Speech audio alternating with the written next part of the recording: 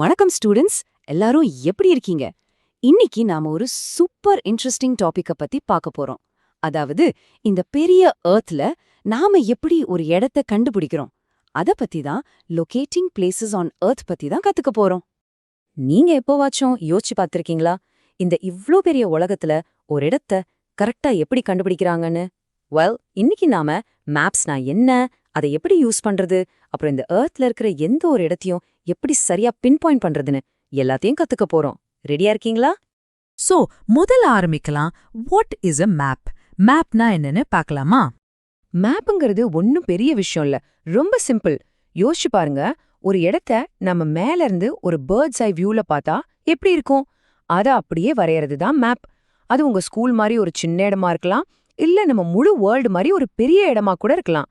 Basically அது நமக்கு ஒரு கைடு மாதிரி. ஓகே, இப்போ நாம ஒரு மேப்பை சரியா ரீட் பண்ணணும்னா நமக்கு 3 முக்கியமான காம்போனன்ட்ஸ் தேவை. இத நீங்க ஒரு மேப் டூல் கிட் மாதிரி நினைச்சுக்கோங்க. இந்த டூல் கிட் மட்டும் இருந்தா போதும், எந்த மேப்பையும் நம்ம ரொம்ப சுலபமா புரிஞ்சுக்கலாம். ஆல்ரைட், இந்த டூல் கிட்ல முதல் விஷயம் என்னன்னா டிஸ்டன்ஸ். இத நாம ஸ்கேல் வச்சு தான் மெஷர் பண்ணுவோம். நீங்க யோசிச்சிருக்கீங்களா, எப்படி இவ்ளோ பெரிய ஒரு இடத்த ஒரு சின்ன பேப்பர்ல கொண்டு வராங்கன்னு? அதுக்கு தான் இந்த ஸ்கேல் யூஸ் ஆகுது. ஃபார் எக்ஸாம்பிள் பாருங்களேன், ஒரு மேப்ல 1 சென்டிமீட்டருங்கிறது நிஜத்துல 500 மீட்டர்ஸ்க்கு சமமா இருக்கலாம். சரி, இப்போ உங்களுக்கான ஒரு சின்ன கேள்வி. மேப்ல 1 சென்டிமீட்டர் 10 மீட்டர்ஸ்க்கு சமம்னு வச்சுக்கலாம்.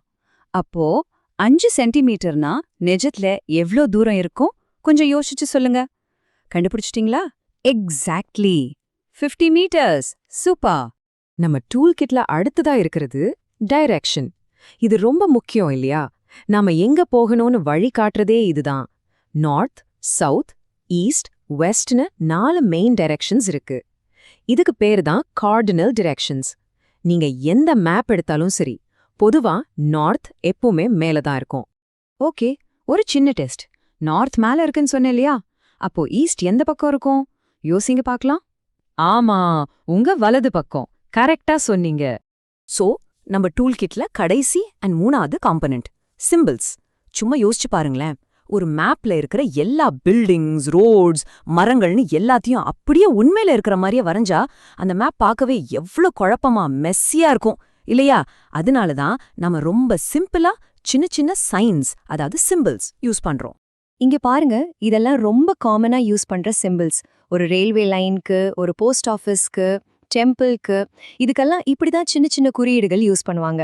இதனால மேப் பார்க்கறதுக்கு ரொம்ப நீட்டாவும், யாரு பார்த்தாலும் சுலபமா புரியுற மாதிரியும் இருக்கும். சரி, இப்போ நம்ம கிட்ட ஒரு ஃபிளாட் மேப் இருக்கு. ஆனா நம்ம எர்த் எப்படி இருக்கு? அது தட்டையாவா இருக்கா, இல்ல அது ரவுண்டா ஒரு ஸ்பியர் மாதிரி இருக்கு? ரைட், இங்கதான் ஒரு சின்ன பிரச்சனை வருது. இது நாம தி ஆரஞ்ச் பீல் ப்ராப்ளம் அப்படின்னு ஒரு அனாலஜி வச்சு புரிஞ்சுக்கலாம். சோ இங்க பெரிய சேலஞ்ச் என்னன்னா, நம்ம எர்த் மாதிரி ரவுண்டா இருக்கிற ஒரு உருவத்தை எப்படி ஒரு ஃபிளாட் பேப்பர்ல கொஞ்சம் கூட பிசுறு இல்லாம சரியா காட்டுறது, இதுதான் கேள்வி. இத புரிஞ்சுக்க வாங்க ஒரு சின்ன ஆக்டிவிட்டி பண்ணலாம். ஒரு ஆரஞ்சு பழத்தை நம்ம எர்த்னு கற்பனை பண்ணிக்கோங்க, ஓகேவா? இப்போ அதோட தோலை ஒரே பீஸா கிழியாம உரிச்சு அத ஒரு டேபிள் மேல வச்சு ஃபிளாட்டா ஆக்க ட்ரை பண்ணுங்க. என்ன ஆகுது? அது கிழியுது, மடியுது, ஆனா முழுசா ஃபிளாட் ஆக மாட்டேங்குது இல்லையா? எக்ஸாக்ட்லி இதே பிரச்சனை தான் ஒரு மேப் வரையும் போதும் நடக்குது. அப்போ இதுக்கு என்னதான் சொல்யூஷன்? அதுக்கு தான் நம்ம கிட்ட குளோப் இருக்கு. A globe is basically a model of the earth.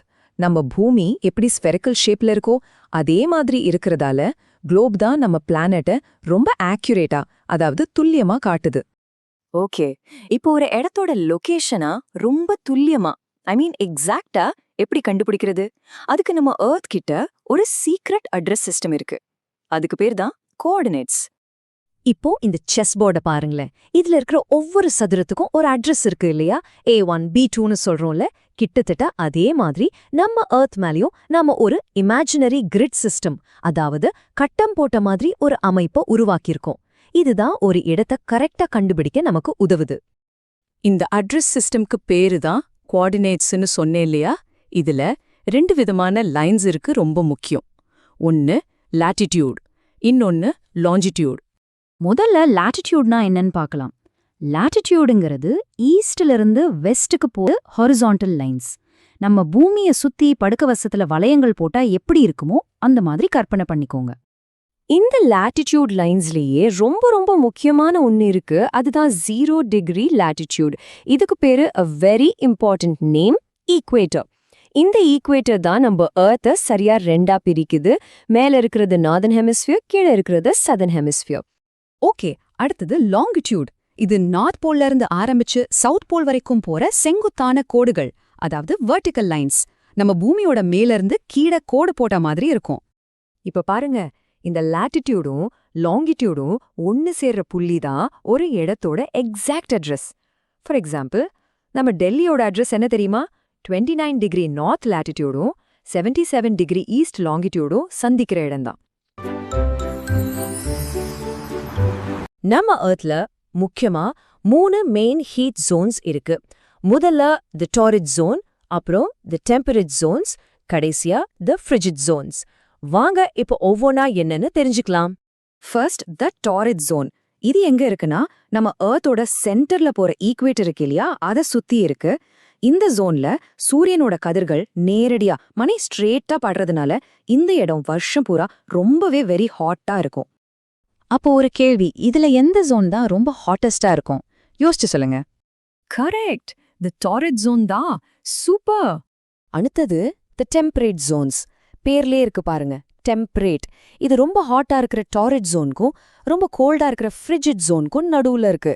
அதனால எங்க கிளைமேட் மாடரேட்டா, அதாவது not too hot not too கோல்டா இருக்கும். இதமான காலநிலைன்னு சொல்லலாம். கடைசியா தி ஃப்ரிஜிட் ஜோன்ஸ். இது நார்த் போல் சவுத் போல் பக்கத்துல, அதாவது துருவ பகுதிகள்ல இருக்கு. இங்க சூரிய ஒளி ரொம்ப சரிஞ்சு ஸ்லாண்டா படுறதுனால ரொம்ப கம்மியா தான் வெளிச்சம் கிடைக்கும். அதனால இந்த இடங்கள் எப்பவுமே எக்ஸ்ட்ரீம்லி கோல்டா பனிக்கட்டியா இருக்கும். அப்ப சொல்லுங்க பார்க்கலாம், கோல்டஸ்ட் ஜோன் எது? எக்ஸலண்ட், தி ஃப்ரிஜிட் ஜோன் தான் சரியான பதில். லாட்டிடியூட்ஸ் வச்சு ஒரு இடத்தோட கிளைமேட் எப்படி இருக்குன்னு சொல்லிரலாம். ஆனா ஒரு இடத்தோட எக்ஸாக்ட் லொகேஷனை கண்டுபிடிக்க இது மட்டும் போதுமா? இல்ல, நமக்கு இன்னொரு க்ளூ வேணும். அதுதான் லாங்கிடியூட்ஸ். இந்த லாங்கிடியூட்ஸ்க்கும் நேரத்துக்கும், அதாவது டைம்க்கும் ஒரு செம்ம கனெக்ஷன் இருக்கு. அது என்னன்னு பார்க்கலாமா? லாங்கிடியூட்ஸும் இமேஜினரி லைன்ஸ் தான். ஆனா லாட்டிடியூட்ஸ் மாதிரி படுக்கவசமா இல்லாம இது நார்த் போல்ல இருந்து சவுத் போல் வரைக்கும் போற வெர்டிகல் லைன்ஸ், அதாவது செங்குத்தான கோடுகள். இது ஒரு இடம் ஈஸ்ட்ல இருக்கா இல்ல வெஸ்ட்ல இருக்கான்னு கண்டுபிடிக்க உதவும். எல்லாத்துக்கும் ஒரு ஸ்டார்டிங் பாயிண்ட் வேணும்ல. லாங்கிடியூட்ஸ்க்கு அந்த ஸ்டார்டிங் லைன் தான் பிரைம் மெரிடியன். இதோட மதிப்பு 0 டிகிரிஸ். இந்த கோடு லண்டன்ல இருக்கிற கிரெனிச்ன்ற இடம் வழியா போகுது. இப்போதான் அசலான இன்ட்ரெஸ்டிங் பார்ட்டுக்கு வரும். லாங்கிடியூட்ஸ்க்கும் டைம்க்கும் என்ன சம்பந்தம்? பாருங்க, நம்ம எர்த் தன்னைத்தானே ஒரு தடவை சுத்த, அதாவது 360 டிகிரி சுத்த 24 ஹவர்ஸ் எடுத்துக்குது. இப்போ 360 24ஆல டிவைட் பண்ணா என்ன வரும்? 15. கரெக்டா? அதனால தான் ஒவ்வொரு 15 டிகிரிஸ் லாங்கிடியூடுக்கும் டைம் 1 hour மாறும். இந்த டேபிள பாருங்க. 0 டிகிரில, அதாவது பிரைம் மெரிடியன்ல மதியம் 12 மணினா, அங்கிருந்து 15 டிகிரிஸ் ஈஸ்டுக்கு போனீங்கன்னா அங்க நேரம் 1 PM இருக்கும். இதனால தான் யூஎஸ்ல இருக்கிற உங்க கசின்க்கு நீங்க கால் பண்ணா உங்களுக்கு பகலா இருந்தா அவங்களுக்கு ராத்திரியா இருக்கு. இப்ப புரியுதா ஏன் ஒவ்வொரு நாட்டுக்கும் நேரம் மாறுதுன்னு? ஆமா, அதுக்கு காரணம் எர்த்தோட லொட்டேஷனும் இந்த லாங்கிடியூட்ஸும் தான். ஒவ்வொரு நாடும் ஒவ்வொரு லாங்கிடியூட்ல இருக்கு, அதனால நேரமும் வெவ்வேறையா இருக்கு. ஓகே, இப்போ நம்மகிட்ட 2 க்ளூஸும் இருக்கு. லாட்டிடியூட் இருக்கு, லாங்கிடியூட் இருக்கு. இப்போ இந்த ரெண்டையும் ஒன்னா சேர்த்து நம்ம பசில சால்வ் பண்ண போறோம். நம்ம எர்த் மேல ஒரு கிரிட், அதாவது ஒரு வலை மாதிரி உருவாக்க போறோம். டெல்லியை எடுத்துக்கலாம். அதோட லாட்டிடியூட் 29 டிகிரிஸ் நார்த். இப்போ இதோட டெல்லியோட லாஞ்சிடியூடையும் சேர்க்கலாம். அது 77 டிகிரிஸ் ஈஸ்ட்.